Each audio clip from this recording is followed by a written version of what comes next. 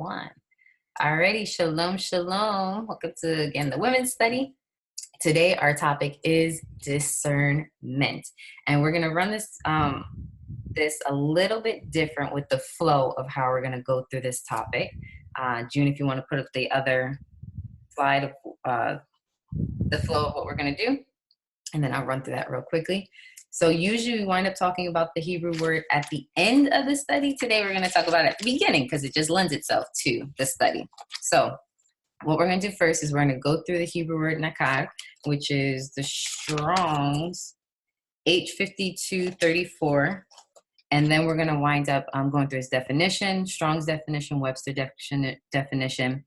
And we're going to wind up using scriptural examples and the application that we see where this word is used, or any examples in general where discernment is used that we've been pulling out throughout the week. Then we can go into personal examples because we do want to be able to personalize this and see that Yahuwah does work in us when he shows us discernment and how we run through it and how it applies. And finally, we will end with discernment as a spiritual gift. And again, developing it is a gift that we can walk in. So first, let's go with nakar. And June's going to wind up putting up the Paleo Hebrew.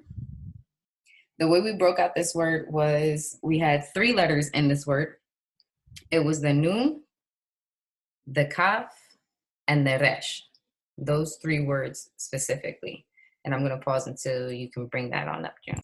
Alrighty, so we have the nun, the kaf, and the resh. And that's nakar for to be able to discern. And what we wind up doing for the ones that are new to this type of study is we literally break out the Hebrew word, because Hebrew is such a beautiful language. It goes beyond our ABCs. Each letter literally means something. So when I was looking at this word and I saw the nun, and let me just run through my notes here. The nun being the seed, right? Or air or continuing. The kaf wind up being an open palm. And the resh being the head of man. What I thought of was the seed being Yahusha has an open palm pouring out wisdom and discernment upon the head of man. So that all of our discernment, all of our wisdom needs to stem from the heavens above. It can't come from our flesh. It needs to come from the Father. It needs to come from the Spirit. And he's the one that continuously gives us discernment as we seek him out and as we lay down our lives for him. Did any of the other ladies have anything they wanted to note when they were going through this? What I got, shalom. I got for noon, okay, let me just say the whole thing. Mm-hmm. I have the seed allows the head of man. In other words, the seed allows Yahusha.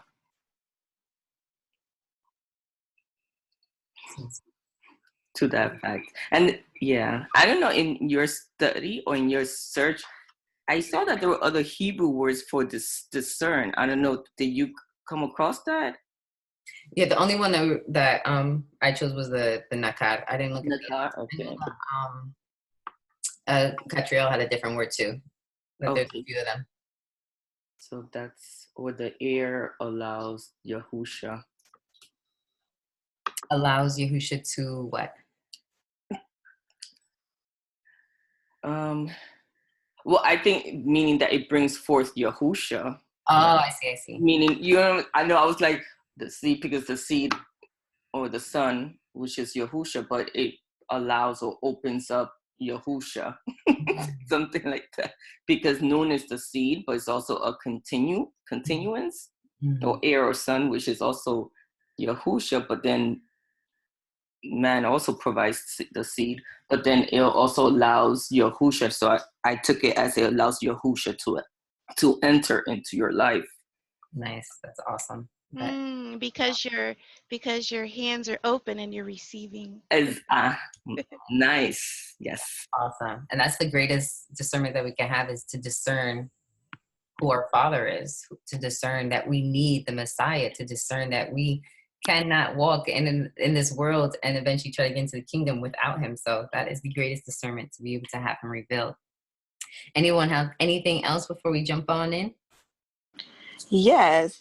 Is it okay to share the other words? It's related. Okay. I love how the H5234 definitely shows Yahusha, shows, Yahuwah giving us this gift or this ability, the open palm, the seed, and then the head of man. But in H995, which is Ben, it has the same meaning, to discern or distinguish. And the letters in that is the Bet, the Yod, and the Nun. And Bet is a pictograph of a tent floor plan, and it's family, house, or inn. The Yod is the arm and closed hand. I thought that was interesting. I'll get to that. And then the Nun is the seed. So there's two different letters, but the biggest thing that stood out to me was the arm and closed hand, which what I get from that is there's the significance of man extending an arm, but still having almost like extending an olive branch, but with the closed hand, which that closed hand means handwork, worship, or throw. So I get this aspect of the seed, the seed of the house, or the family extending their hand, they're extending their arm with a closed hand to this heir or this son, because I think that we have to discern, with people, with other men differently when we're sharing information or sharing the seed than when the Father is giving us this internal discernment with his Ruach in order to overcome things in the world. So I got a little bit a different understanding with that word, but I think it's important to bring out the And Ben. what Strong's was that, Ezzy? That was H995. H995. Okay. That was all. Awesome. Good stuff. Good stuff. Any other ladies want to share anything that they were getting? Cool beans. Yes, I'm glad that you did that, June, because that's something that I wanted to show for the new ladies, because this one will be doing a little bit less screen sharing, but this is good to show. We're going to jump on into the scriptures. June, can you go to Genesis 27:23 in the blue letter? And for Darlene and Melissa, this is kind of part of how some of us, I know myself, do my study when I use Blue Letter. It's blueletterbible.org. It's a great resource to be able to kind of parse out the words. 27:23. And so what I wind up doing for this study in particular was I use the word nakar, and I try to go through each of the scriptures that it's found in. And the first time I wind up seeing it was Genesis 27, verse 23. And when she clicks on this, and this is just good for a resource if you ladies are not aware of it, and then it breaks out the Hebrew words or the Greek words if we're in the Brit Hadashah, and that H5234, we can click on that one.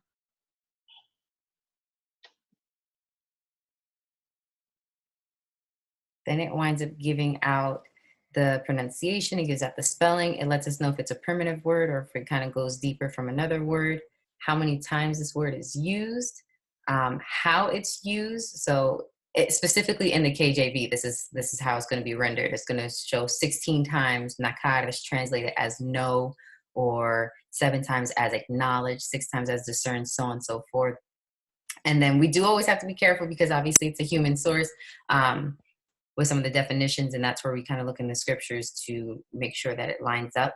But in here they have the definition of nakar: to recognize, to acknowledge, know, respect, discern, regard.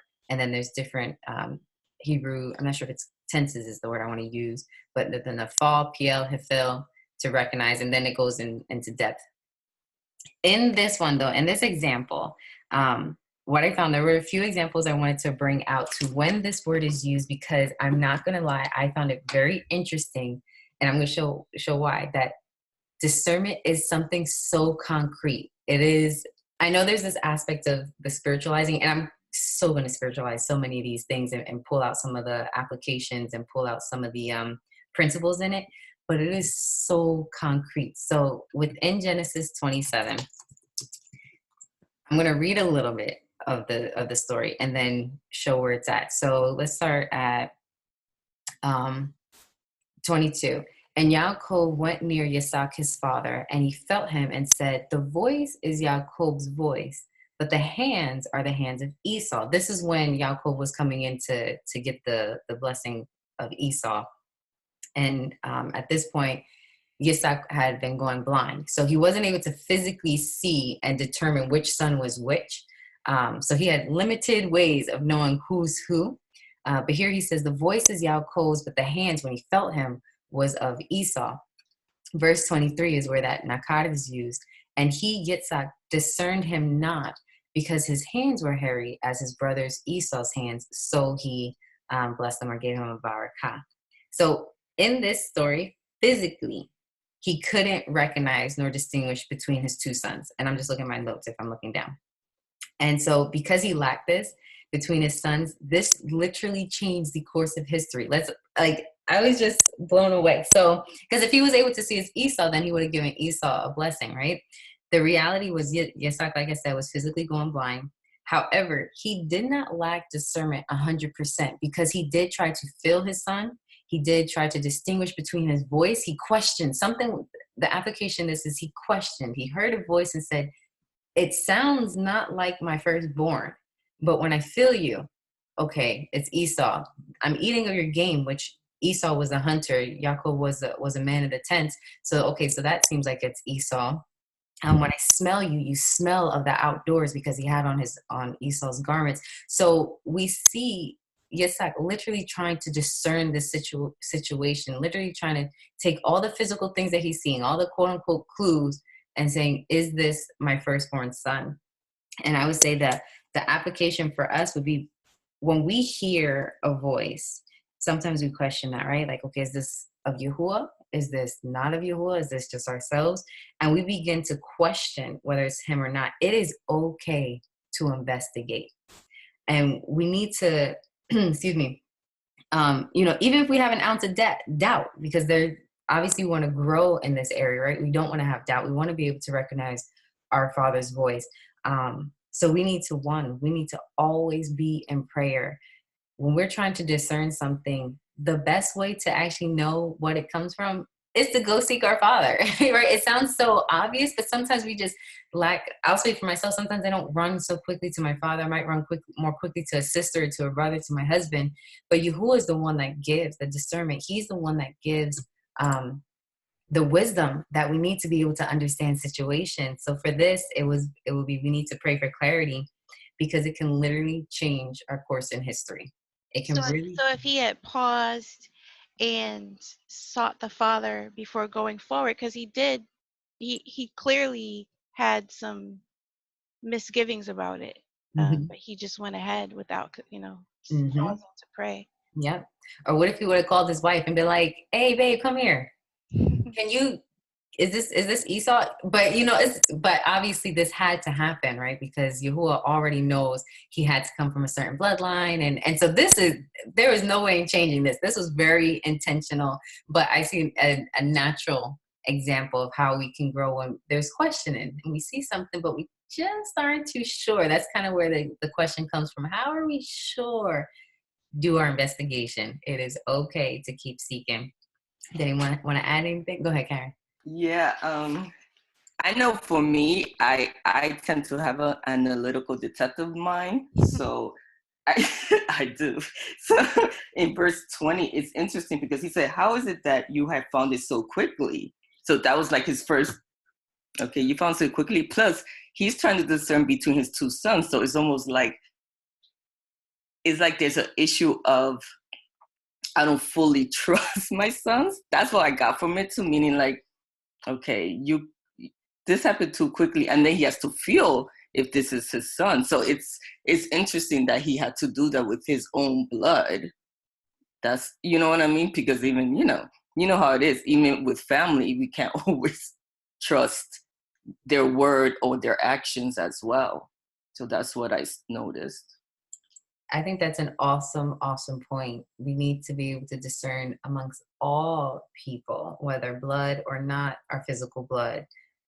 That's how we grow, right? We need to test all spirits and all things. So I think that's a very interesting, because especially for us women, as we go in this walk, and we've turned away from a lot of things, right? A lot of pagan actions that we didn't recognize before. Our walk is different. Now we try to uphold the commandments, more of the commandments. Now we recognize that the definition of sin was basically brought into the Torah. We didn't recognize that before. At least I'll speak for myself and many of us that I know in regards to that area. And when people come and relay something to us that's other than what our Father's word is saying, we need to be, even if they're close to us, some people have very good intentions for us, right? There are many in my family that were like thinking I was going to a cult. And I'm like, okay, they had a good intention they want to guard, but I had to discern, is that really of my Father, or is that a fear that's trying to take me away from walking this walk? And now it becomes discerning, who is my family? Who are those that I really can call my brother and sister? So I think that's an awesome, awesome point, Karen. The next one I had was Genesis 31. And in this story, this is basically where, excuse me, where Yaakov had left from Laban's house. He already had his 2 wives plus the 2 concubines, and he was going away. And Laban thought that he took his idol, one of his household idols, with him. And it was really Rebecca that had wound up taking it, but Yaakov he didn't know that she had taken the idol. And verse 32 in particular is where Nakar came out again. And it says, with whomever you find your gods, your Elohim, let him not live. Before our brethren, discern, and that's where that word discern here.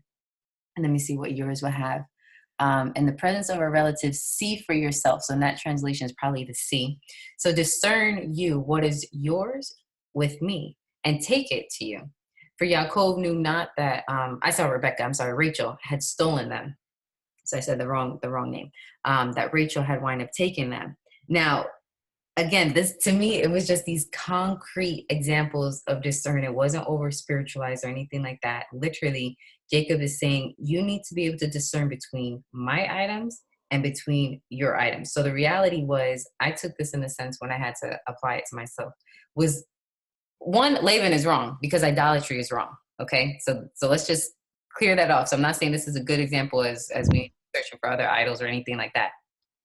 But what he did need to do was he needed to be able to search and seek between the items and the things that were Yaakov's versus his own items, right? So there's this aspect of searching, seeking, to be able to distinguish between one person's items and another's. Now, Laban clearly, to me, lacked discernment in the sense he did not know the true mighty one, because if he did, he wouldn't have these idols. He wouldn't be serving any other one. So he lacked discernment in that sense.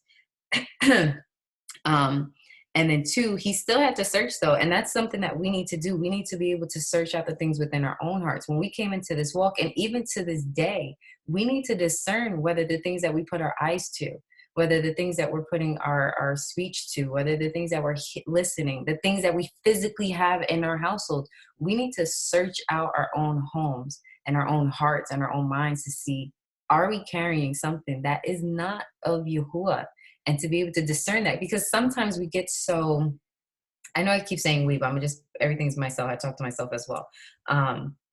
We're so used to doing things in a certain way that we don't question whether it's of Yah or not. You know, certain movies, for example, like my husband was talking to me about this, the Marvel movies that are out there. There is so much paganism. It is drenched, literally drenched. Now it has so much action, and sometimes we just want to watch a movie and get away and stuff like that. But if I really had to sit down and say, okay, Yahuwah, is this actually allowable? I don't know if that's a word. Is this allowed before you? When I'm looking at these, and clearly they're calling upon other gods, Diana and all this stuff, it's there. They're actually saying that these are other gods. It's all embedded within it. Do you want me to watch this? Do you want me to set my heart upon this and just sit here and take this in for 2 hours and let that come in? Now, there's a difference if I'm trying to do my research and point out and say, hey, this, and this is something that we need to watch out for because it's here, it's there, and how we guard our children, versus I'm trying to be entertained by it. I'm just sitting back as though the same way if I just listen to the word and I just let it come in me, am I letting these other things come in? And what I pictured in this story was Laban literally having to ravish through all these items and really seek out something. I mean, he went as far as to follow them, and follow them with people. And it's the same thing we need to do with our own hearts. So did you ladies have any other, something you want to add, or any things you wanted to put in there?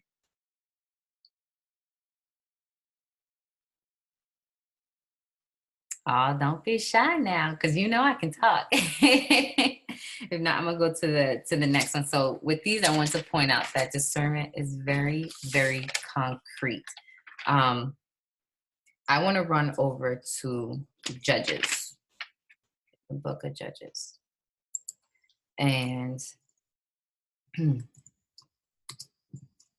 chapter 18. And I'm going to go through, I'm just going to read the first 3 verses. And it says, in those days, there was no king in Israel. And in those days, the tribe of Danites sought them an inheritance to dwell in. For unto that day, their inheritance had not fallen unto them among the tribes of Israel. And the children of Dan sent, of their family, 5 men from their coast, men of valor, from Zorah and from Eshtaol, to spy out the land and to search it. And they said unto them, go search the land, who when they come to Mount Ephraim, to the house of Micah, they lodge there. And when they were by the house of Micah, they knew the voice. And that word knew is the same word nakar, to discern. They knew the voice of the young man, the Levite. And they turned in thither and said unto him, who brought you here? And what makes you in this place? And what have you here? Now, when I was looking at that aspect, a similar story can be found in, I'm just going to reference it, but not go into it, 1 Samuel 26:17, where the people were able to discern the voice of this particular Levite. They were to hear and to know. Naturally, when I hear the voice of one of my sisters that I built a relationship with, I can discern and say, okay, I know that's my sister. I can discern the voice of my husband when he comes in the midst of a crowd. I can say that is the voice of my husband. And so for me, the application is we need to be able, bringing it back to Yahuwah and to Yahusha, to discern the voice. And how do we do that? One, I think one of the answers is laid out in 2 Timothy 2, verses 14 to 16. And it says this: one of these things put them in remembrance, charging them before the master, that they strive not about words to no profit, but to subverting of the hearers. Study to show yourself approved unto Elohim, a workman that needs not to be ashamed, rightly dividing the word of truth. But shun profane and vain babblings, for they will increase unto more ungodliness. Now, sometimes for myself, I'll throw out verses that I know, right? So we need to study to show ourselves approved. But that is literally what we need to do. We need to be able to be in the word and to study it, and to not, I believe that we should be able to just read it. Like, I just like to sometimes just listen to it because I just let it flow in me, just let it listen, and I'm not necessarily studying it. But there is a time where we need to actually study out what the scripture is saying, so that we can literally be able to discern, again, coming back to the same word that we're using today, to discern what is of Yahuwah and what is not of Yahuwah. Now, there were many times in my years, I read the scriptures front to back multiple times, but yet I still lacked discerning that I was supposed to keep the commandments. I still lacked the understanding that there was a covenant that I really need to embrace and to become part, what I was supposed to be, grafted into Israel. I lacked that discernment. I had some discernment of, I knew I needed a Messiah. That didn't come from myself. That came from Yahuwah letting me know that. There was some discernment that I knew I had to turn from sin, but the definition in them, and like I said earlier, how it really is the lawlessness, transgressing of the Torah, I didn't understand that. I didn't acknowledge that. I didn't recognize that. I lacked that wisdom until we start studying to really show ourselves approved, and we just devour the word and just literally gobble it up. If we look at the word as bread, right? Let's think about this. Messiah said he is the bread of life, right? That means the word is our bread of life. Therefore, we need to be eating the word. And it's something that really has to hit our hearts, that it's not a little snack book. Okay. There are things that we can take. I'm trying to bring it to elementary terms, right? We can snack on the word here and there, right? We need to just kind of throughout the day and get it. But we need to really make this our 4-course, 5-course meal. It's from the beginning to the end. It's our appetizer, it's our soup and salad, it's our main course, it's our dessert afterward, it's our little midnight snack, it's in between. And when we think about that how much we need to eat and how much we need to have natural nutrients within our body, how much more the things of the spirit, how much more diving into the word of Yahuwah to be able to walk uprightly. Our whole goal is to be like Messiah, right? Our whole goal is to gain the prize to get into the kingdom. And if we lack the discernment between knowing how to walk upright and not upright, that's a huge issue. So talk to me, sister. Talk to me. That reminds me of Psalm 119:11. I have hidden your word in my heart that I may not sin against you. And even the Shema, how it says, you know, tack it on your doorpost, teach it to your children, you know, so that we know what to follow, but also, like you're saying, have the discernment of what the Father wants us to do. And that's so beautiful. So how do we, with that Psalms verse, how do we hide the word when we're praying that? What does that look like? How do we hide the word of Yahuwah within our heart? And this is not to be confused with a city cannot, oh my goodness, a lamp should not be put underneath. Ladies, I'm sorry, I'm getting all tongue tied. Where's the verse where it talks about a lamp should be hidden or put it. Y'all know what I'm trying to say. Help me out for a second. I'm getting all my words tongue tied. Otherwise, I'm gonna have to pause and find it. Well, I'll ask that question and I'll search it out. So how do we hide the word of Yah in our hearts? I think one of the ways that we hide our word in the hearts is found in Joshua 1:8, where it says to meditate on the law day and night. That's how we hide it in our hearts. That is awesome. That's good. To meditate. And what does it look like to meditate? Let's pull this out. What does that, when we say we need to meditate on it day and night, what does that look like? For me, to meditate on it day and night means to constantly be thinking about it and be reading every chance I get, be listening to it, so that it's being literally saturated into my being, through my eyes, through my ears, and just being pondering it within myself, just thinking about it and going back over it and like you said, digging it out, like pulling it apart, searching it out constantly throughout the day, throughout the night, in the early morning hours, just always being in the word, so that the more that we're looking at it, the more that we're reading it, the more that we're listening to it, the more that we're thinking about it, the more that we're pondering it, we're literally burying it into our heart through saturating our mind with it, so that every thought is the word. Everything that we think about goes back to the word. So if we see something, I think it goes very big hand in hand with discernment. So if we see something and it doesn't line up with the word that we have put in, or with the word that we can go and search out, then we know there's something wrong with what it is we're seeing or what it is we're hearing. It helps our discernment by lining it up. If it doesn't line up with the word, then there's an issue. And I think if we meditate by reading and studying and listening to the word and pondering what we've read and thinking about it day and night all the time, so that all of our thoughts become the word, that's how we meditate on it. Hallelujah. That's awesome. Go ahead, Izzy. Yeah, I just wanted to add, when you were talking about the bread of life, it all kind of goes back to knowing him and having that discernment. So in John, is this John 16? Hold on. No, it's John 6. So in John 6, verse 35, it says, and Yahusha said to them, I am the bread of life. He who comes to me shall not get hungry at all, and he who believes in me shall not get thirsty at all. And for a long time, that did not make a lot of sense to me. But now in this walk, it makes a lot of sense when he goes on to say in verse 53, Yahusha therefore said to them, truly, truly, I say to you, unless you eat the flesh of the Ben of Adam and drink his blood, you possess no life in yourself. He who eats my flesh and drinks my blood possesses everlasting life, and I shall raise him up in the last day. For my flesh is truly food, and my blood is truly drink.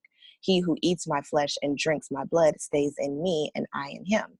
And literally, because Yahusha is the word being made flesh, it's chewing and eating and drinking on his word so that we do know him, so that we do recognize him. And then also in John 14, in verse 26,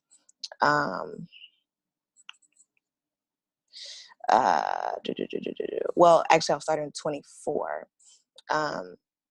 It says, he who does not love me does not guard my words, and the word which you hear is not mine, but of the Father who sent me. These I have spoken to you while still with you, but the Helper, the Ruach HaKodesh, whom the Father shall send in my name, he shall teach you all and remind you of all that I said to you.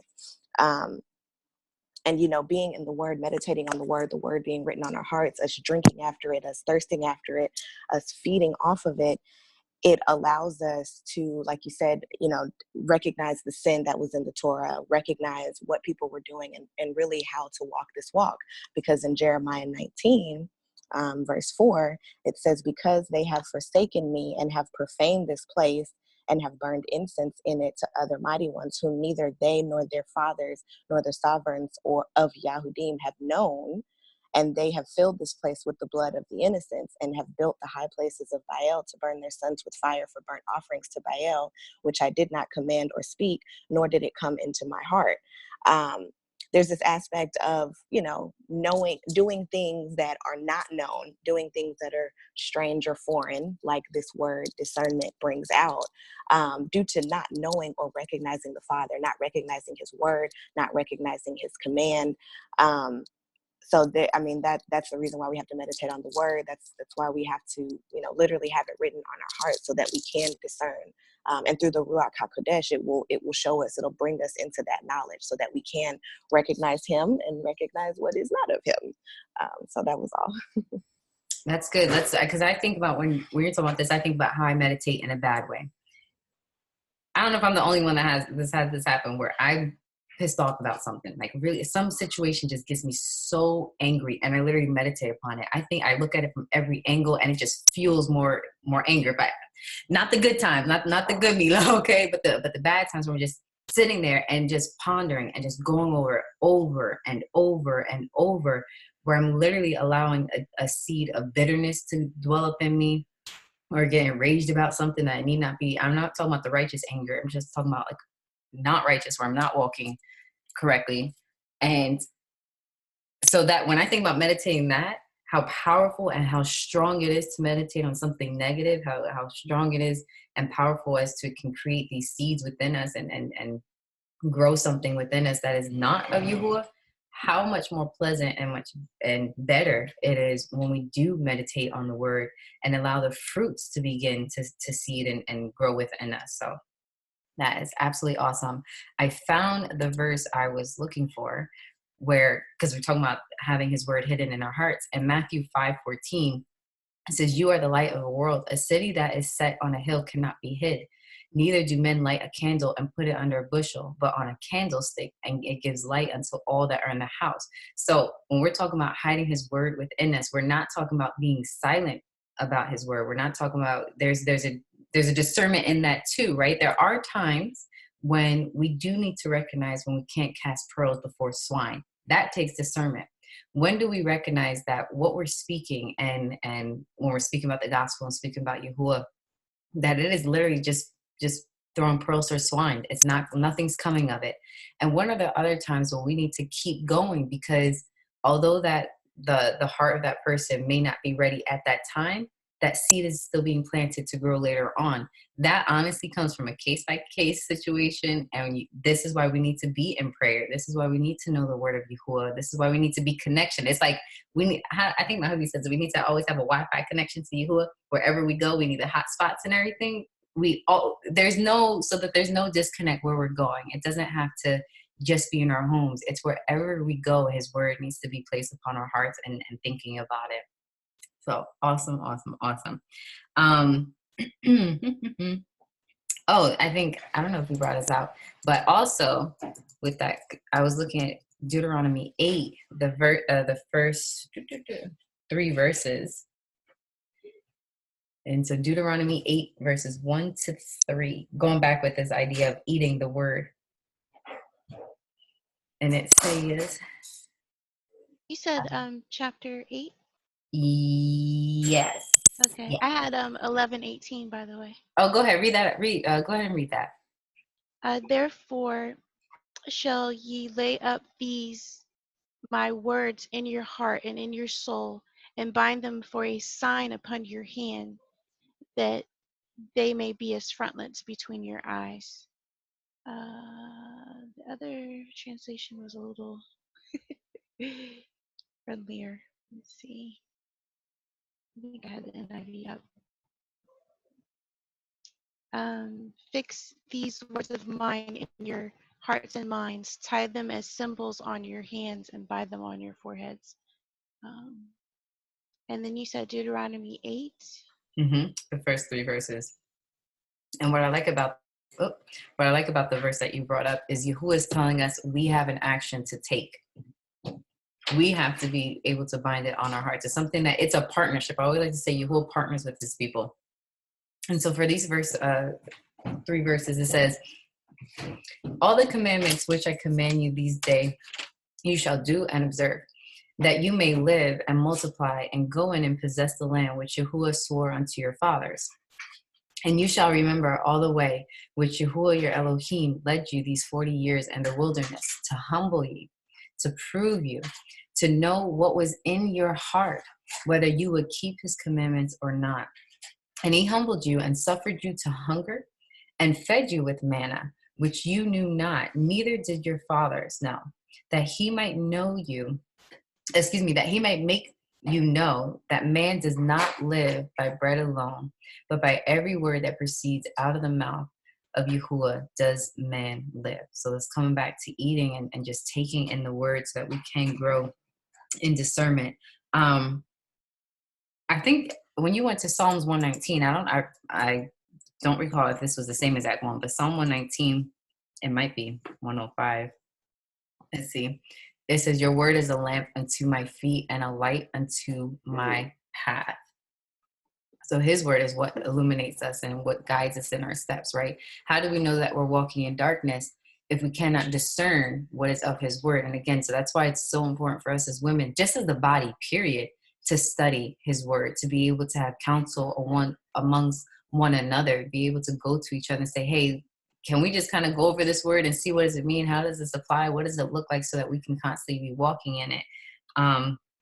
And of course, we cannot leave out the spirit.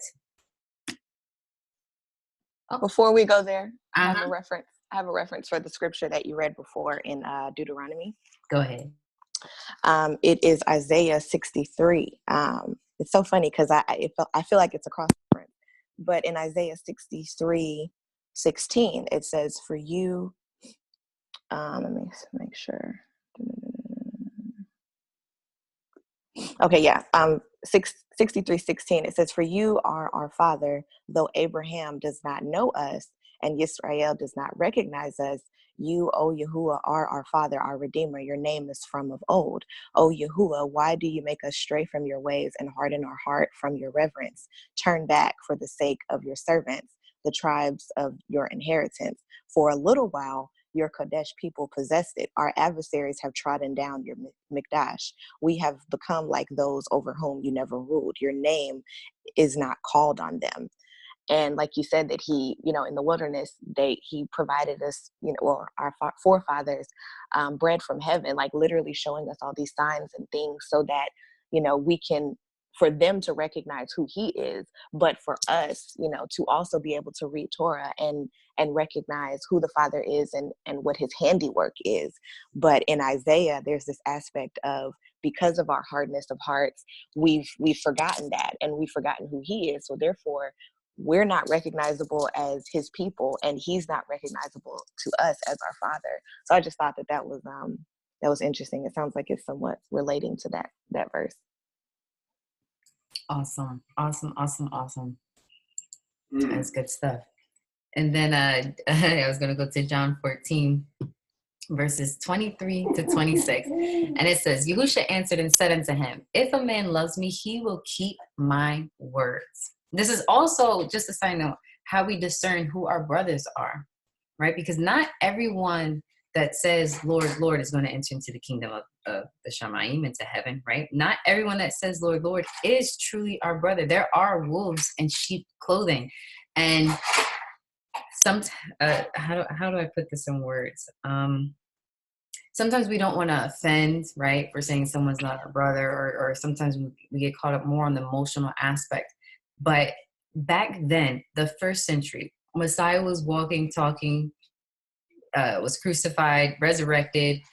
At that point in time, there were anti-messiahs. How much more now that we are centuries later on? And so we have to be able to discern amongst people who are our brothers, those who say that they're keeping the word, that love him, but are not keeping his word. Are they actually babies in the walk? There's a difference, right? So we have to discern, are they babies that need to learn how to take on the milk and grow, and they just don't know the fullness of the word? Are they actually just ravenous wolves dressed as in sheep's clothing? So that's part of discernment as well. And that's what we see in the fellowship, where we have to know when to cut people off, excommunicate people, because they're really not of the fold. Those are hard calls to make. They're not easy, but we have to. The reason I like within these, and I'm going to bring up something else, that discernment can be so concrete. Many times people will show you who they truly are. You just need to have the eye that's open to see it. And there are times, I was talking with June, where there's this aspect of, and we'll probably get into it later, but where people want to be very merciful, right? And show mercy. But sometimes people are showing us their true colors, and we have to take a spade for what it is. A spade is a spade. Call it out. It is what it is. And there's times where we have to discern. What happened? I said, cut the deck. Cut the deck. And to be able to discern when to excommunicate someone, give them off to Hasatan for season, pray for them, and hopefully that they would repent and come back. But there's other times when they just won't. Not everybody's going to inherit the kingdom. These are hard things. These are harsh realities, and we are very, very serious, right? Because we know the desire of our Father's heart is that all men would repent. But we know the reality of it, and the fact of the matter is all men will not repent. And then within there's people that say they have and truly have not. So this is where discernment is very, very important in how we walk out our walk and who we come into agreements with. So, all right, sorry. Now I know I could talk. Okay, let me just keep going. I had real comment. Had a comment. Oh, go ahead, Jim. Go ahead. You mentioned centuries later, and another thing that came to mind is the holidays that America celebrates. Like, we even have to have discernment with those kinds of things. Like, is that something the Father really wants us to partake in? What's the origin? Where did this come from? What does it mean? And that ties back to the comment you were making about the movies as well. That's it. Go ahead, Ezzy. Yeah, I love how you brought out, Milo, about discerning amongst our brothers, because that's what I got from that second that word, I think it's ben, because the pictogram is an arm stretched out with a closed hand. So you're showing a portion of yourself, but just like one of the disciples said, I can't remember which scripture it was in, but he said that he doesn't believe that it's Messiah until he can literally put his fingers. I see you looking for it. He can put his fingers in his palm, in the holes where the nails were in his hand. And that's almost like us. I will share this knowledge with you, but before I expose my wounds and have you put your fingers there and say, we are of the same blood and I can relate to you, there has to be a level of discernment, because people will slander your name. They will use it against you. They will harden their heart. So I just love that you brought that out. It sounded better coming from you than the way I was trying to explain it. No. Good stuff. It's definitely good to hear from a different perspective. And you were referring to Yehukanan, or John 20, verses 24 to 25 and 26, regarding to Thomas. So coming back into Yehukanan 14, where did I leave off? I think I just left off at the beginning. So I'm 23. Yahusha answered and said to him, if a man love me, he will keep my words, and my Father will love him, and we will come unto him and make our abode with him. That's beautiful. That's beautiful that he desires, our creator desires, to actually make his dwelling with us. Verse 24, he that loves me not keeps not my sayings, and the word which you hear is not mine, but the Father's which sent me. Excuse me. These things have I spoken unto you, being present with you. I'm sorry, we are in Yehukanan, 14. It started at 23, and I'm at 25 now. Thank you. These things have I spoken unto you, being present with you. But the Comforter, which is a set-apart Spirit, whom the Father will send in my name, he shall teach you all things and bring all things to your remembrance, whatsoever I have said unto you. Now, I don't think it's just for the disciples and apostles at that time. I'm going to go back and run through part of John 14. I'll start at 24 just in case. So it says, am I recording? Yes. He that loves me not keeps not my sayings, and the word which you hear is not mine, but the Father's which sent me. These things have I spoken unto you, being present with you. But the Comforter, which is a set-apart Spirit, whom the Father will send in my name, he shall teach you all things and bring all things to your remembrance, whatsoever I have said unto you. And I was just noting that this is still applicable for us today, that to be able to discern the word, we need to have the spirit of the word within us, that he's the one that teaches us. He's the one that guides us. He's the one that reveals the word. What does it mean? Because when we think about it, there are so many different perspectives. There's so many different viewpoints, and it could be all from the same scripture, but not everything could be right. So this is why we really need to be able to say, okay, Yahul, what are you saying within your word? Where's my video off? Sorry, what are you saying within your word? And may you guide us and teach us. And that is something that we have to be able to go back and rely on the spirit of Yahuwah. Now, another example where Nakar was used was in Ruth 2. And there's a few verses I'm going to jump through. So in Ruth 2:10, it says, I'm just going to read through them because I'm going to jump to the next chapter. Then she fell on her face, bowed herself to the ground, and said unto him, why have I found grace in your eyes that you should take knowledge, discern, that Nakar was there, knowledge of me, seeing I am a stranger? And then verse, that was 10.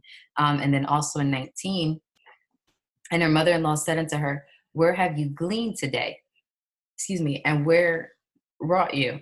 Blessed be he that took knowledge of you, discerned you. And she showed her mother-in-law with whom she had wrought, and said, the man's name with whom I wrought today is Boaz. And in the next chapter, in chapter 3, it's in verse 14, it says, and as she lay at his feet until the morning, she rose up before one could know another. That word discern is there. And he said, let it be known that a woman, let it not be known that a woman came into the floor. So again, this part of discernment, the natural application is being to actually acknowledge something and not brushing it off, right? So Boaz acknowledged that there was a new woman that was gleaning from his fields. And she was able to bring that back to her mother-in-law. And Naomi's like, who acknowledged you? Who discerned that you were not originally there before? And then later on, when she goes before the threshing floor at his feet, he also, again, acknowledges, he discerns and says, do not let anybody else discern that you were here. Don't let anybody acknowledge or recognize. There's something very concrete, and we can't brush it off. So where there was an actual application of this within our fellowship, where someone had mentioned just the word universalism, right? And some discerned, hey, there's something behind that word. There's something that's not of Yahuwah, and others weren't able to discern that, right? So we had not a split within the fellowship, but a difference of discernments going up, difference of the flag. Some flags went up for some people, other flags were down, and it was no. When this person was mentioning universalism and talking about the law of physics, and some others were saying, when this word was mentioned, we're actually talking about some other gods and stuff like that. But at the level, at the surface, for those who are not aware of the situation, at the surface, you could not tell what the doctrine was that was coming into the congregation, into this fellowship. You could not tell just because it was posed as a question. Have you heard of universalism? So off the cuff, there was nothing really to go off of, right? For majority of the people. Now, some had to sit back and weigh that and say, there's something off. We cannot brush off when Yahuwah puts in our spirit a little flag that goes up. We call that little gut feeling, right? Just the natural world says that little gut feeling goes off. There's a little red flag, a little person saying, beep, beep, beep, beep. There's a little alarm. And one of the questions was, as you laugh, one of the questions was, how do we grow in discernment? One is when you get those feelings, go to Yahuwah with them. Don't brush. If we keep brushing it off and keep brushing off sometimes the alarms that Yahuwah gives us, we become numb to them. And that's a lot. That's what the world has done. They become numb to the reality. Why do people not repent? Because they are numb to their sin. They're just divulging in it. They've seared their conscience. Right? We're trying to do the opposite. The things that we were in before, we're trying no longer to be numb to. We're trying to cry out and say, Yahuwah, the way you feel about things, I want to feel. When you're angered about something, I want to feel that so I know to flee from it or expose it. When you're saddened about something, I want to know that so I don't walk in that, right? So part of growing in discernment and developing it is not silencing those alarms. And we've seen it where sisters have gone to one another and say, hey, did you catch this? Not in gossip, which will be our next topic, not in gossip, but in actual concern, saying, what they're really trying to say is, I'm discerning something, but I don't know exactly where to take this. I don't know what it is, right? So one thing is we cannot brush off when our ears go off and alarms go off within our spirit. So, and like I said, sometimes we can't pinpoint it right away, but Yahuwah might be trying to teach us to discern, acknowledge something. And even there is something very important in that sometimes the majority may not feel the way you feel. In this particular situation, there was the minority saying, no, there is something going on. And saying, okay, you know what? That doesn't mean to brush it off. And we're amongst brothers and sisters that this is happening. It just means, hey, we need to run to Yahuwah. And in time, what was in the darkness was exposed and wind up coming out. And that was one of the things we were talking with June, where June, if you can, I would like to put you on the spot. If you can elaborate in regards to how do we know sometimes when to just not put on the back burner, but not to just dive right into it. You know what I'm trying to say, right? Like just let. Well, yeah, I think in a lot of these examples that show a positive, example of discernment, you have the wisdom is also used. So, I think that comes into play with the application. In the example you just cited, it would be, important to have that kind of discernment because we're talking about someone affecting a body of believers with false doctrine and idol worship. That's pretty major and important to speak, but sometimes I guess we do have to use discernment as to what to do when we get that discernment. Do we speak? Do we share it with someone? Do we stay silent? Because sometimes I believe Yah or the Ruach shows us things, but it's not necessarily for us to speak right away. We may just pray. We may never speak on it. Maybe it's just for us to pray for that person or that situation. So yeah, I think each situation is different, and we have to pray for wisdom to come along that discernment to know what is the application, if any. Like why am I being shown this?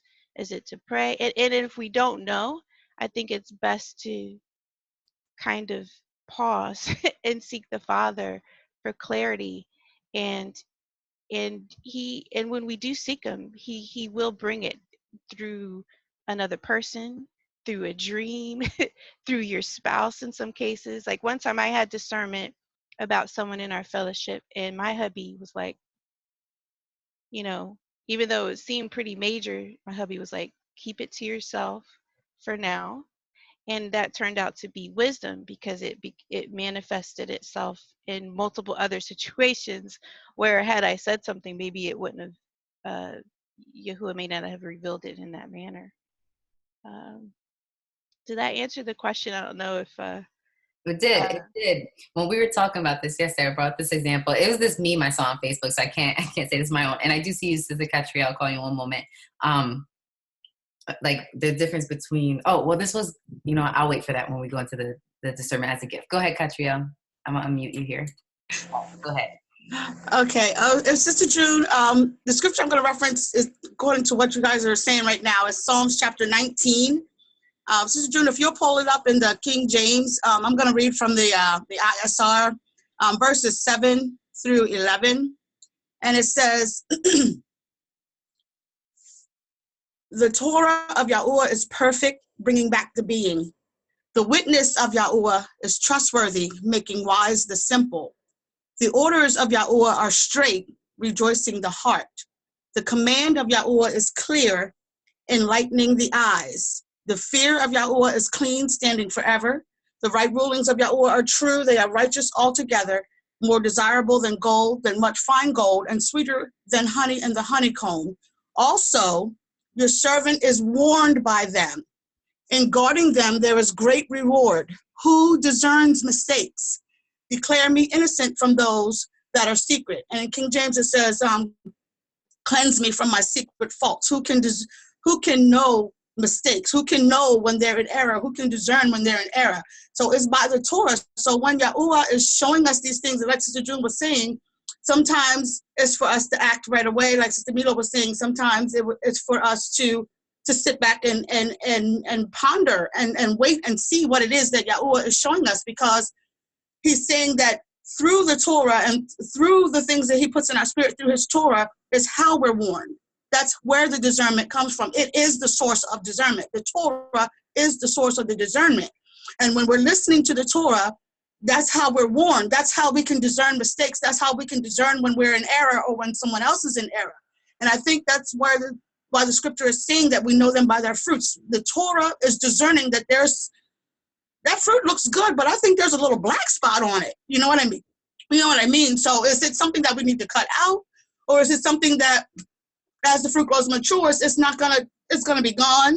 Or is it something where we just need to cut down the whole tree? But the Torah is where the discernment is coming from, so that we know we're warned when there is an issue. I wanted to share that. No, that's real good. It was Psalm 19. That's what it was. Psalm 19. No, but that's a good point. And again, all this comes back to we have to be able to get in the Word, study it, show ourselves approved, seek Yahuwah. And there were some verses I wanted to take out, so we're gonna be jumping around for a little bit here. One of them is 1 John, and this was me thinking that we have to run to Yahuwah in prayer and everything. So 1 John 5. Verses 14, 15 says, and this is the confidence that we have in him, that if we ask anything according to his will, he hears us. And if we know that he hears us, whatsoever we ask, we know that we will have the petitions that we desired of him. And if Yahuwah says for us to seek out discernment, right, in Proverbs and in Psalms, then we know that's part of his will. So when we ask of him, it is something that he desires to already give us. Or in James 4:3 says, you ask and receive not, because you ask amiss, that they may consume it upon their lust. You adulterers and adulteresses, know you not that the friendship of the world is enmity with Elohim. Whosoever therefore will be a friend of the world is an enemy of Elohim. So there are times when we ask, if it's in the lust of our flesh, that's not a good thing just to spend it on our desires. It needs to come from the heart of Yahuwah. Yehukanan, I'll see you in Karen in one moment. In John or Yehukanan 15 verse 7. If is such a big word. If you abide in me and my words abide in you, you shall ask what you will, and it shall be done unto you. I'm bringing all these scriptures in regards to us being able to pray for discernment, because it's so important, especially in the times that we're in. 1 Thessalonians 5:17 talks about we need to be praying without ceasing. So constantly in prayer. Psalm 55:22. Cast your burden upon Yahuwah, and he shall sustain you. He shall never suffer the righteous to be moved. Two more. Psalm 37. 4 and 5 says, delight yourself also in Yahuwah, and he shall give you the desires of your heart. Commit your way unto Yahuwah, trust also in him, and he shall bring it to pass. Now, I am of the belief we have our own natural desires, and Yahuwah knows all of our desires. He already knows what we need before we even ask, right? So we can ask natural things, but I also believe that the more we grow in him, the more we get into the word, the more we pray, the more our heart's desire lines up with his. So he wants to give it to us because it's already stemmed from him. And then lastly, Philippians 4:6 says, be careful for nothing, but in everything by prayer and supplication with thanksgiving, hallelujah, let your requests be made known unto Elohim. Go ahead, Karen. Karen, can Hi. I really quick while my children are quiet? Can I just jump in real quick? I don't have that much time for them to be quiet. Okay. Do you want to speak? Yeah, is that okay? Sure. I'll be Go real ahead. Go ahead, Couture. Okay. I just wanted to go to Hebrew. First, I just want to say excellent study. Thank you, everybody, for your input. I've been learning a lot. I wanted to kind of piggyback off what the importance of what Catriel was saying, how being in our word and rightly dividing the word of truth is of utmost importance. And if we're trying to attain discernment, we want to go to Hebrews chapter 4, starting from verse 12. It says, for the word of Elohim is living and working and sharper than any two-edged sword, cutting through even to the dividing of being and spirit and of joint and marrow, and able to judge the thoughts and intentions of the heart.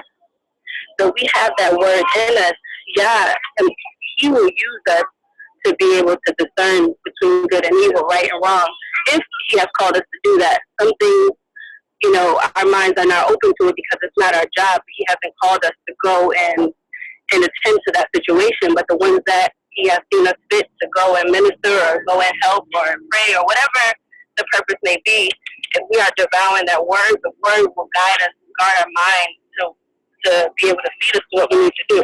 Also, I wanted to go to Hebrews chapter 5 and it starts from verse 12. It says, for indeed, although by this time you ought to be teachers, you need someone to teach you again the first elements of the words of Elohim, and you have become such as new milk, not solid food. For everyone partaking of milk is an experience in the word of righteousness, where he is a babe. But solid food is for the mature, whose senses have been trained by us practicing it, to discern both good and evil. So I just want to say those two verses and that was the point there. That is so good. I'm loving the verse 14. Oh, wait. No, don't take it away from me. Sorry. It says, but strong meat belongs to them that are full of full age, even those who by reason of use have their senses exercised to discern both good and evil. It's a muscle we need to keep working. That's why the question came up, right? How do we discern? It is not something that we'll get into when it's a gift of discernment when we get there, but it is something to be practiced. And again, going back to June's conversation I was having her yesterday, was awesome. She brought up this idea of, or this thing noting trial and error, right? There are times when we jump on something and it's an error. It's like, okay, but not to be discouraged in those times, but to recognize, okay, then Yahuwah, that maybe not have been of Yahuwah telling me that, or it could have been Yahuwah, but I moved too quickly in my own timing. And so it's a growth. We grow in it. We have to exercise. So awesome scriptures, Keturah. Absolutely It has awesome. to be developed. Develop, yep. Your word from yesterday. Mm-hmm. And that reminds me of the Queen Esther example. So remind me when it's good for that. But I know Karen has some comments. Hi. Well, I wanted to read James, what is it? James 3. Well, I'll read verse 6 and then I'll jump to verse, what is it? 13.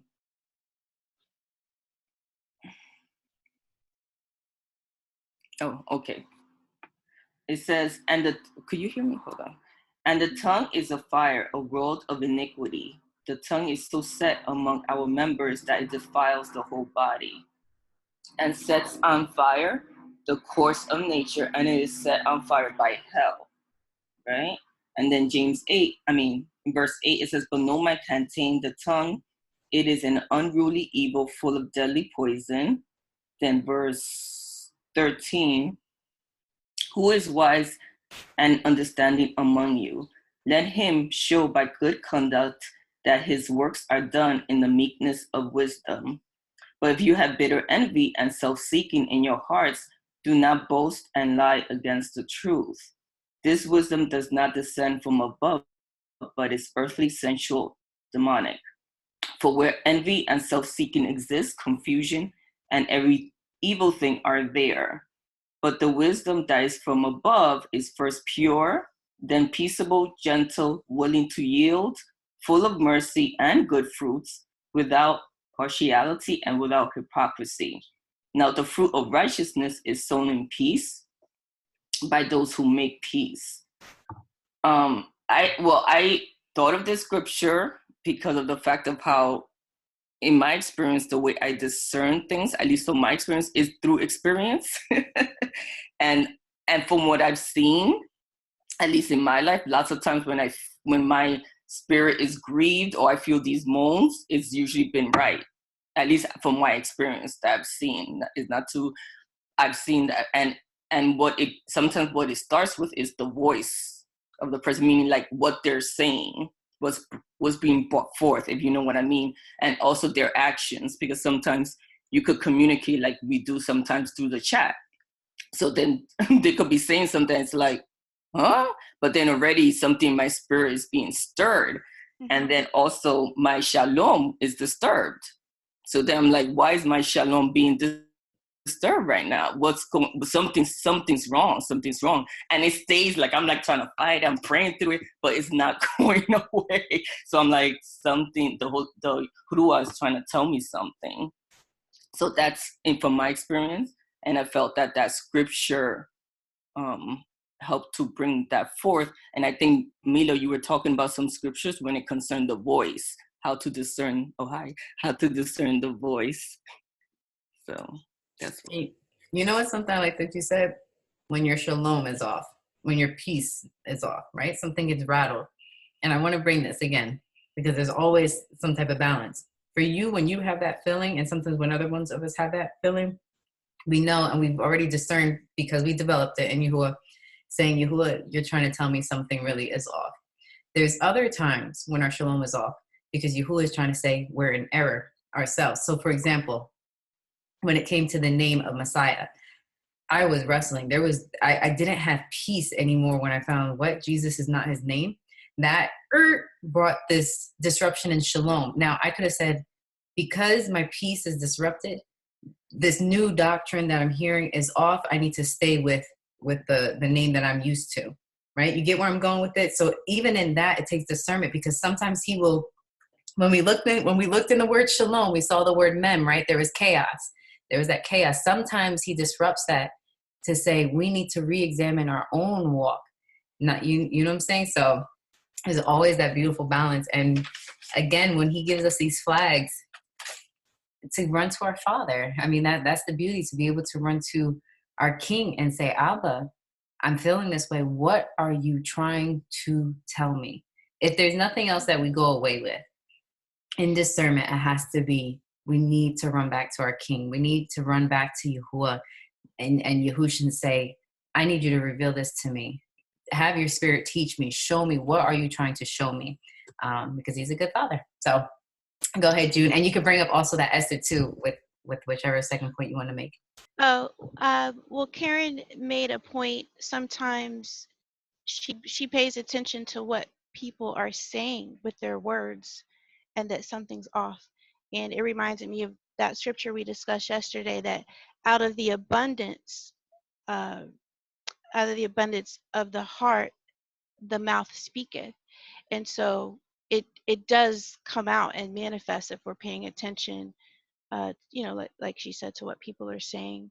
And with Queen Esther, I just wanted to note, it's one of my favorite stories in the Bible, first off. But I love how she uses discernment, and she also uses wisdom. So when was it Mordecai that came to her and was alarming her that there's this edict, all the people are going to die. uh, you know she could have done several of different things with that information. She could have you know immediately sounded the alarm, ran up to the king. King, Mordecai he came in here, he told me this, but she stopped and, going back to our point earlier, she sought the Father as to what to do. In fact, she prayed for and fasted for 3 days.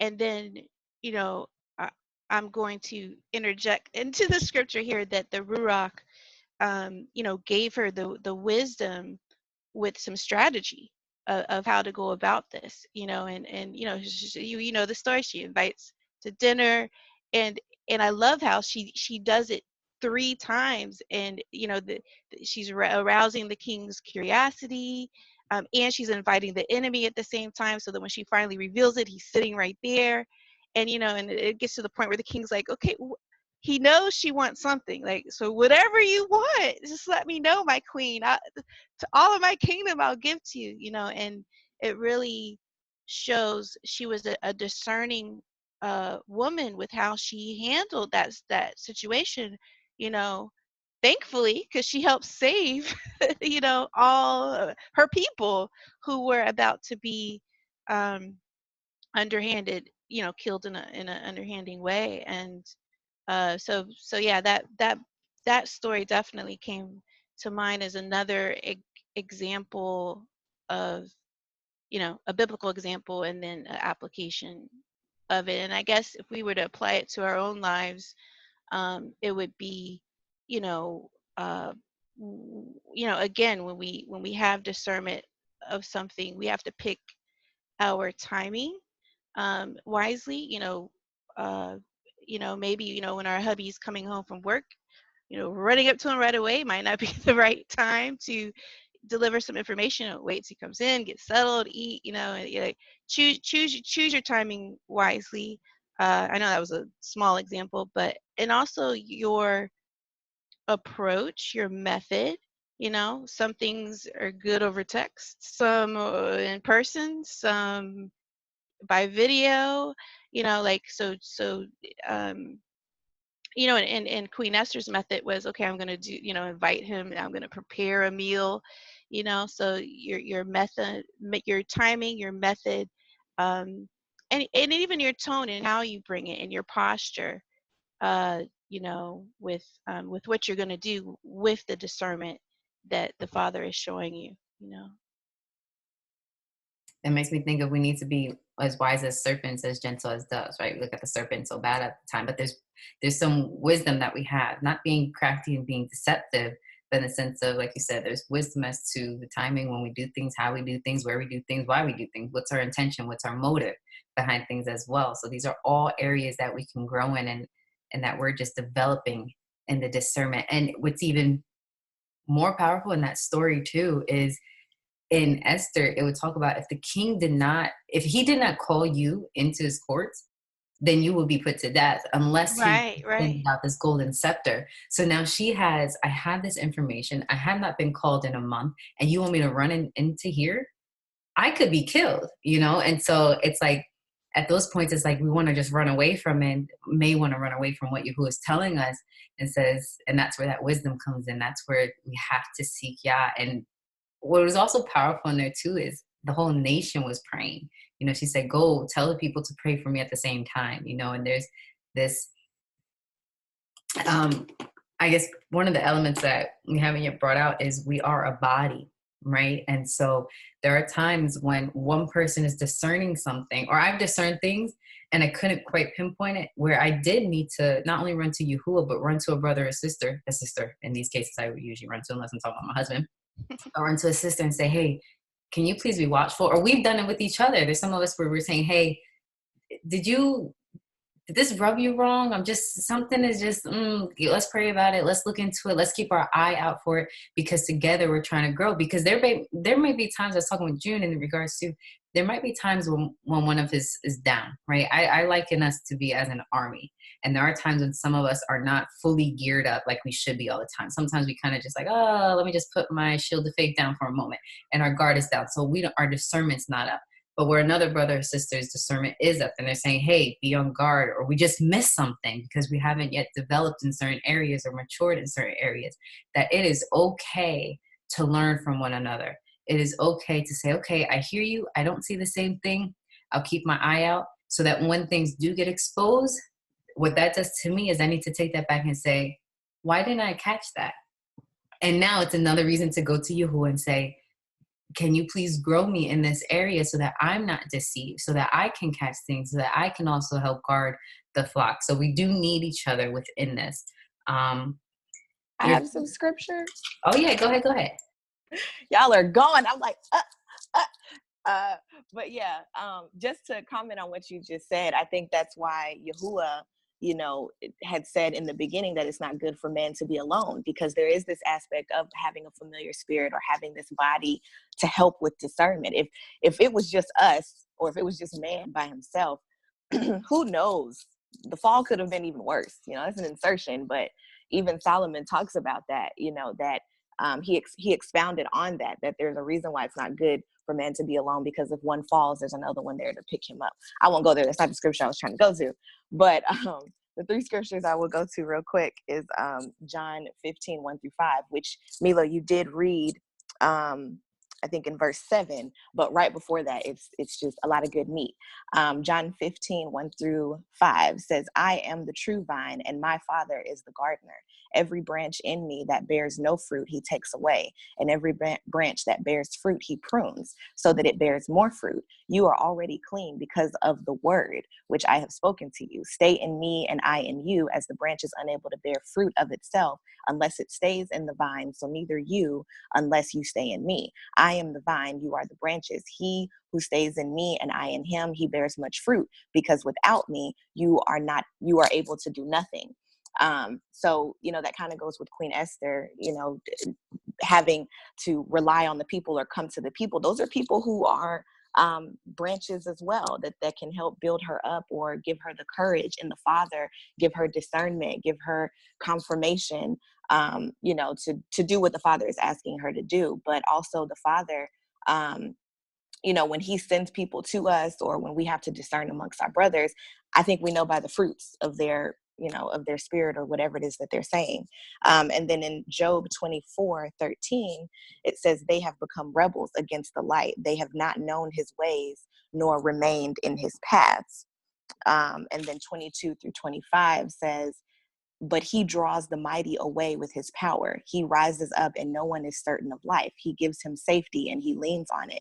Yet his eyes are on their ways. They are lifted up for a little while, then they are gone. Then they shall be brought low. Like all, they are gathered up and they are cut off like the heads of grain.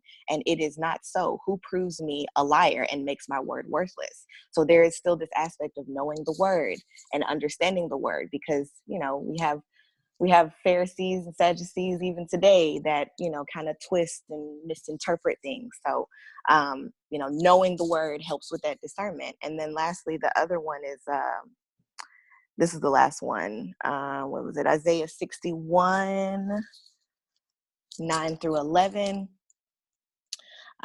It says, and their seed shall be known among the Gentiles, and their offspring in the midst of the people. All who see them shall acknowledge them. That they are the seed of Yahuwah, has Barak. I greatly rejoice in Yahuwah. My being exalts in Elohim, for he has put garments of deliverance on me. He has covered me with the robe of righteousness, as a bridegroom decks himself with ornaments, and as a bride adorns herself with jewels. I can, in one aspect, you can interpret it another way. Oh, let me keep going. For as the earth brings forth its bud, as the garden causes the seed to shoot up, so the Adon Yahuwah causes righteousness and praise to shoot up before all the nations. When we're talking to people and sharing truth, certain aspects of truth, I think there's a way for me, I can discern how they're receiving it, because I know that coming into this truth, he literally doused me with the garment of deliverance. There were certain things that I could not do anymore by meditating on his word, literally day and night, being up all night. Just someone would say something, I'm like, let me go to the word. And then I'm reading, I'm like, I'm gonna read one chapter, and then you end up reading the whole book. So there's this aspect of just thirsting after his word. And then you are drenched in certain garments. You are drenched in righteousness. So when you're sharing this word with people, and, you know, I think Emeka was sharing with me that he had a conversation with someone when I went to the conference, and they, after everything that he went through, the only response that they said was, you're not going to get me on the pork. And it was like, after everything that we just, that's not going to get you on the pork. Like, what, did you not hear anything else? So there's this aspect of, you know, when we are talking with our brothers, that we know what the seed is. We know if they have the ruach, because like he said, there is no liar in him. Does he make my word worthless? So yeah, that was it. I digress. No, good stuff. Good stuff. And that goes back to the point of casting pearls before swine, and being able to discern that, and kind of when do we keep going and everything like that. Because we do speak to one another, right? Our hearts kind of connect. We're just like, there's something I see in you. And that's Yahuwah showing that. I wanted to go through, I'll see if I'll come back before we go through our own examples, personal examples. I guess I'll go through two other scriptures. In 1 Kings chapter 20, verses 35 to 43, and the word nakar, that discernment, that acknowledgement, will come up in verse 41. Let's see, verse 35. All right, and it says, where am I going to 43? Am I in the right one? Prophet disguise himself. Okay. Then you shall come up after him. Hold on. No, I think I'm in the wrong.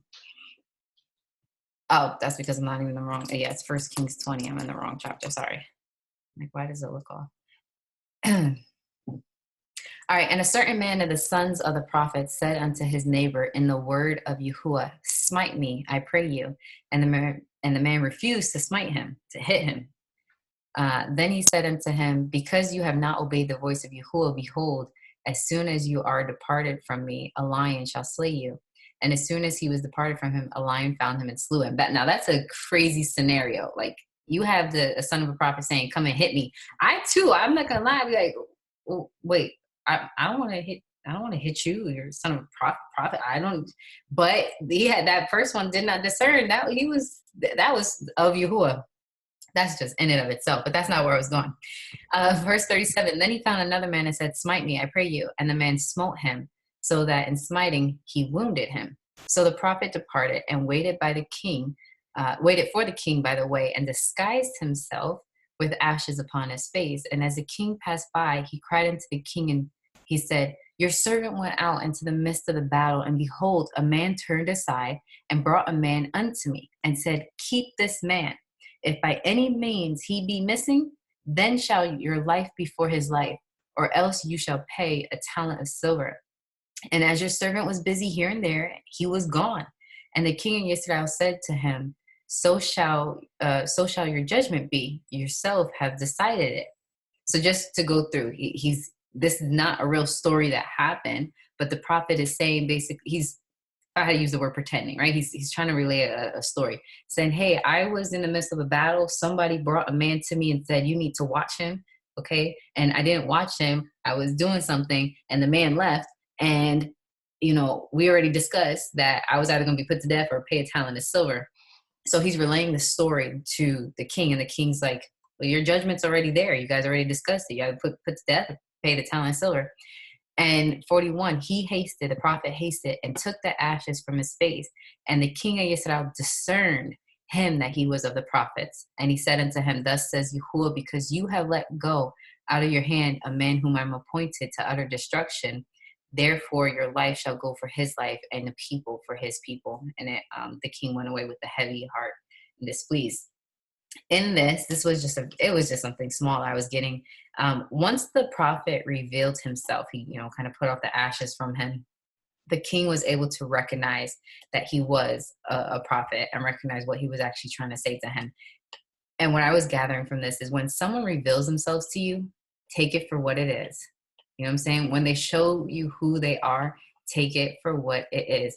Now, it's not saying that you cannot pray for a person. It cannot say that you can't grow with a person, because we all have our areas where we're not developed in, right? We all have, Daddy says, character flaws, right? Each one of us has some things, you know. Some of us are more quick tempered, right? And that might be, it's not saying that we're not a brother or sister. It's just saying this area Yahuwah really has to grow us in, and it's something that we have to be pruned of so that we can bear righteous fruit.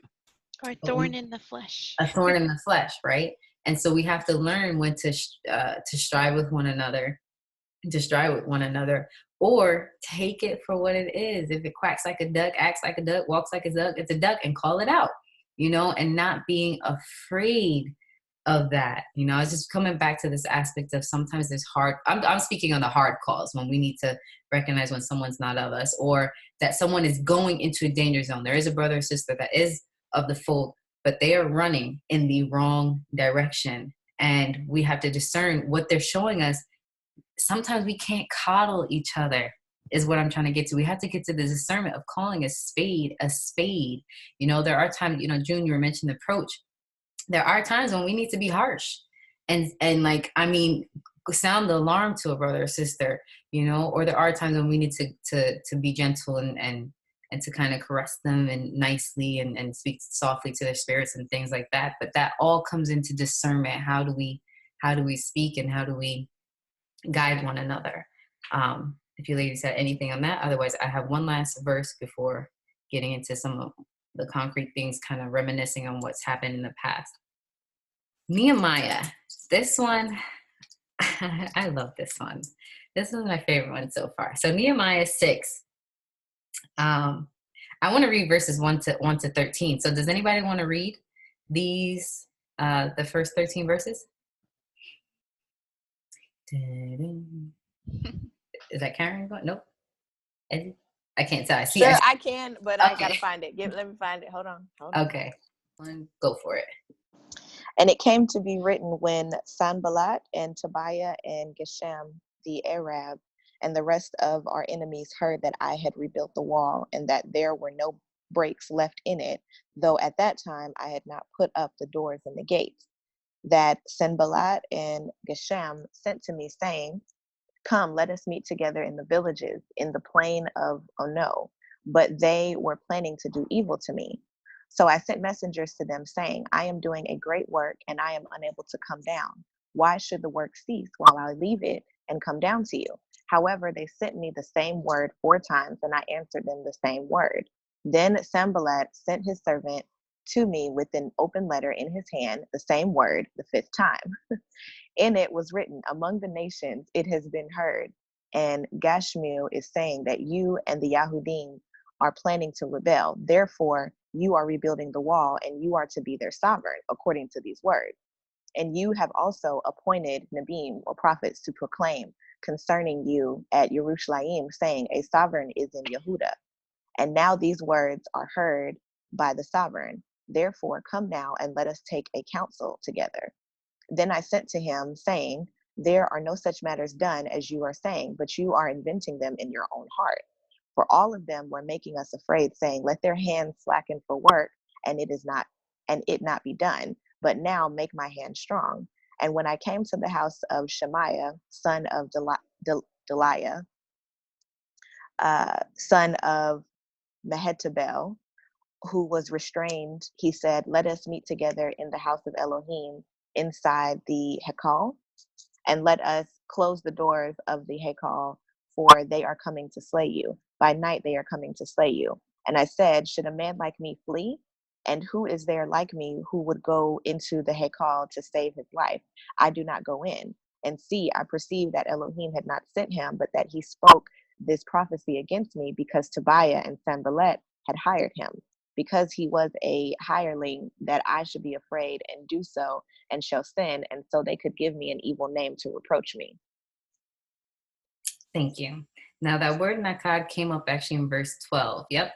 And lo, I perceived, I discerned that Elohim had not sent him. Now let's look at this whole picture, right? Nehemiah was put to some type of work of Yahuwah and rebuilding the walls. Okay. So, and that's the same way where Yahuwah, we know Yahuwah has called us to do something and we're walking in it. We know it without a shadow of doubt. He's told us to do something. And here, these guys are very persistent. They didn't send just one letter. They didn't just send 2, 3, 4. No, they sent 5 letters. And the first 4, it seems so simple where they're saying, let's meet together and, let's kind of like discuss. And Nehemiah's response, he already discerned that they were going to try to do mischief. There's already a history there that he's already had noted. And he's saying no. And we have to take our stances when we know someone's trying to take us from the work of Yahuwah. No, this work I'm doing, and I know it's of Yahuwah, I'm going to keep going. And they're persistent. And just as persistent as they are, we need to be just so much more persistent in what we're doing for Yahuwah. And then at the end, they come with an accusation. Oh, well, you're going to set yourself up as a king. You guys are going to rebel, da, da, da, da, da. And Nehemiah, how you say, kind of just cuts it and says, you guys are just making this stuff up. Again, calling a spade a spade. You guys are making it up. No, and I'm not stopping. We're going to keep going. And Yahuwah, may you strengthen me even more that I go. Now, not only that, there is a prophet that comes to him and says, let's go. Let's go into the temple. I think you said, Kahal, let's go into the temple and hide ourselves because these men want to kill you. And Nehemiah perceived, he acknowledged, he recognized, he discerned, you are not of Yahuwah. He called it out. You're not of Yahuwah. I'm not going to do this, and I'm not going to sin against my father. I'm going to keep being about the work. And the reason I love this story was it just made me think, like, this to me was timing, okay? Because Nehemiah let these things go, like let the 4 letters keep coming, and he had the same response. He didn't necessarily first act, like I say, not act on it, but there's times where we kind of have to sit back and say the same thing. No, I'm not ready to do this. No, I'm not ready to do this, as we're watching and we're waiting to see the fruit that comes from it. That's kind of what I was gathering from this. And all this time, he already discerned, you're trying to take me from my father's business. You're trying to take me away from what Yahuwah has for me. So I thought that was just something that spoke to me in regards to that. So it makes me think of Jacob in the wilderness when he prayed that beautiful prayer, and then he gave away all of his wives and all of his servants to go ahead of him instead of waiting on the Father. And then he's wrestling with the Father because you didn't bless me. You didn't wait on me. You didn't even thank me for keeping you so that your brother wouldn't be, coming to kill you. Like he literally prayed and then acted in his own flesh, versus here in Nehemiah, he stood on the word that Yahuwah had already given him. He stood on, he stood on what he was already given. So that was it. Good stuff. So let's bring out, go ahead, Keturah. I think I see you unmuted. And getting discernment is required much patience with Abba, because he, even though he may give us a red flag, he doesn't give us everything at one time. Sometimes he may give us the first, and we need to wait for the middle and the beginning to see what information and knowledge he's given us. And then we also need to have patience with ourselves, because just like we read in Hebrews, this is a skill that needs to be practiced. And as we feed ourselves more with the word, we'll get better and better at it. So although we may be feeling something, we can't always jump ahead of what is being revealed. We have to be patient and wait for it to manifest. And then we also need to be patient with our brethren, because just like we have thorns, they have different thorns that manifest in a different way. So sometimes, definitely, Abba calls us to separate, because a little leaven leavens the whole lump. But other times, we need to have that watchful eye, because someone needs to take under our wings and protect. And like I said, with all that comes much patience and just waiting for Abba to reveal the full plan before we jump to anything. On point. That makes me bring up a concrete example that happened for some ladies that aren't aware within our fellowship. Someone came in the fellowship and she sounded very distressed, very distraught, emotions all over the place, but still saying she calls upon Yahuwah and stuff like that. And some of us, from the first time we even heard her voice, were like, red flag, no. Others were had this, she needs help, which she does, which is not wrong, but more if she's unstable in her emotions and things like that. It took a little bit of time, you know. I don't know how many weeks or whatever. She came, she left, she came, she left, or whatever like that. But nevertheless, in time, she wound up saying that she herself was Yahuwah. She called a sister, professing to be Yahuwah, and that she herself had put Hasatan wherever in the abyss and stuff like that. And we gave time, she popped back up. That right there, it wasn't, if we would have cut her off from day one, some people would have been like, but she needs help, you know, she's emotionally stable and things like that. Why didn't you guys strive with her? But then when time came on, we saw that she was completely operating in a whole nother spirit. Like I was possessed. I'm going to say possessed, flat out. Okay. And raising herself up as Yahuwah. And in those times, like what Keturah is saying, where Yahuwah gives us discernment, he gives us those alarms, but sometimes we can't jump on it right away. Now, for me personally, I think at sometimes that is so that other brothers and sisters can grow in their discernment. Because if the ones that are mature saying, let's cut this off immediately, but the babies do not see what it looks like, how are they growing and how are they learning? When we have to exercise discernment ourselves.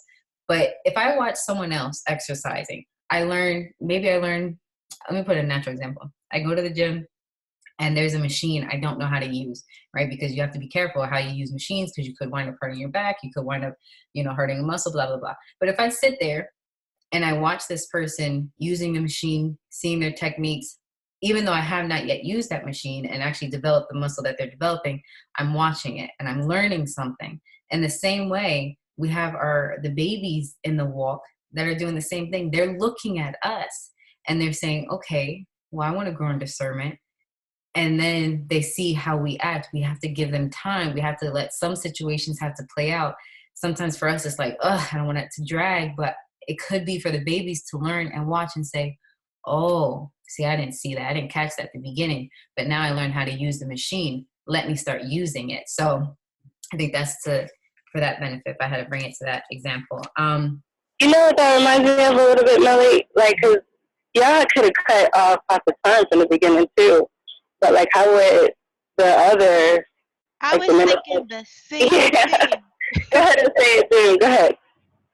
Could you repeat that? No, you're saying it well. Okay. I was just saying, like, if he would have cut off Hasatan in the beginning too, like, how would the angels or how would they have looked at Yah? Not like they could have had a bad image of I don't know. I feel like they could have had like a bad image, but because he allowed it to play out, so that the rest of us could have a genuine love and see, like we willingly reject the wicked and submit to you, like not by force, not out of fear, but out of our humble choice. Like we want to serve you, yeah, because it's played out. Like wicked is no good. We don't want it. Those who choose it, you have it, but we serve yeah, and we serve you willingly forever. Yeah, absolutely. And I used to ask that question a lot, like, why didn't y'all just, like why was Hasatan allowed to come down to the earth? Like, he knows what he's all about. Just cut him off. Like you were saying, when you first have an inkling about someone, why do we let it play out? And what Keturah just said, that's exactly what I thought of, that Yah has his reasons for letting it all play out, because in the very end, it just can't be denied that Hasatan's plan didn't work. It doesn't work, can't work, will not work. He's not the Most High. He's going to where he needs to go, and again, no one can deny it. So yeah, cool. That was cool. That is awesome. Well, we're down to our last few minutes here. So do we want to, discernment as a gift is a whole section in this in and of itself. We had a good conversation about that. Did you want to jump to 1 Corinthians 12 and just kind of brush over, or still go through more examples? We can give a sneak peek. Cool beans will definitely be a part 2. So I'll let you jump into 1 Corinthians 12 or Romans 12, whichever one. I guess we'll do First Corinthians, just to read that passage to see that discernment is listed as a gift. The 2 spirit gift passages, Romans 12, and then is it First Corinthians 12? Yeah. Yeah. So let's see. And I guess I'll ask someone to read verses, I guess 1 all the way down to, was it 10? And then we can really maybe dive into this deeper and dissect it for part 2. Sounds good. Anybody want to I read? can read. I'm already here. Cool beans. Okay, you said 12, 1 through 10, right? So in 12, 1 through 10, I'm in 2 Corinthians. Shoot. Look at that. Karen, were you on it? Yeah, I'm gonna let Karen because she had her thing on. Okay. Okay, now concerning spiritual gifts, brethren, I do not want you to be ignorant. You know that you were Gentiles carried away to these dumb idols, however you were led. Therefore, I make known to you that no one speaking by the Spirit of Yah calls Yahusha accursed, and no one can say that Yahusha is master except by the Holy Spirit. There are diversities of gifts, but the same Spirit. There are differences of ministries, but the same master. And there are diversities of activities, but it is the same Yahuwah who works all in all. Okay. But the manifestation of the Ruah is given to each one for the profit of all. For to one is given the word of wisdom through the Spirit, to another the word of knowledge through the same Spirit, to another faith by the same Spirit, to another gifts of healings by the same Spirit, to another the working of miracles, to another prophecy, to another discerning of spirits, to another different kinds of tongues, to another the interpretation of tongues. Verse 10, right? You want me to continue? Let's see. Well, it's read 11 and 12 too. And then verse 10 is the one that we were going to zero in on. Yeah, okay, thank you. But one and the same Spirit works all these things, distributing to each one individually as he wills. For as the body is one and has many members, but all the members of that one body, be many, are one body, so also is Yahusha. So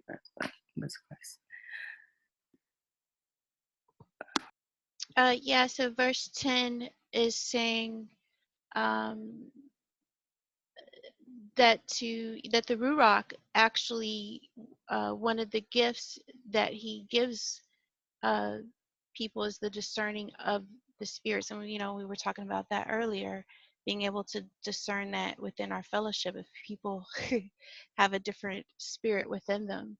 So but I don't want to get too deep in it since we're going to I had a comment. Part 2. So Yes. I feel like that kind of answers that question of why he didn't cut out Hasatan, because all of these spirits, the spirit of discernment comes from Yahuwah as well. So we are able to possess that through the belief in Yahusha, have access to the same body, so to speak, the same gifts. So if Hasatan wasn't here, Yahuwah wouldn't have a way to discern men's heart, men's true nature. Yes, he knows all, but just like Noah, at the end, it reminds me of Noah after the flood. He didn't command him to do a sacrifice, and yet he still did a burnt offering to Yahuwah for delivering him and standing on his word. And Yahuwah said in his own heart before he made the covenant that he won't destroy the earth again because of what Noah did, his outwardly expression. And then he made that covenant with Noah. So there's this aspect of the Father has this spirit of discernment as well, and he is discerning I think he's using that discernment to, call out who he's going to call, who he's going to speak to, who he's going to choose, because we've turned from his ways so many times. We've turned to Hasatan so many times. So I see that, that he has to use discernment as well when he's judging. So why shouldn't we? No, he's the source of it all. He is the source. So we will end there. If anyone has any last words.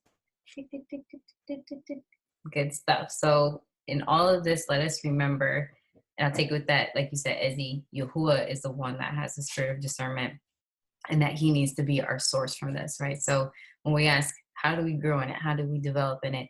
It's seeking his word.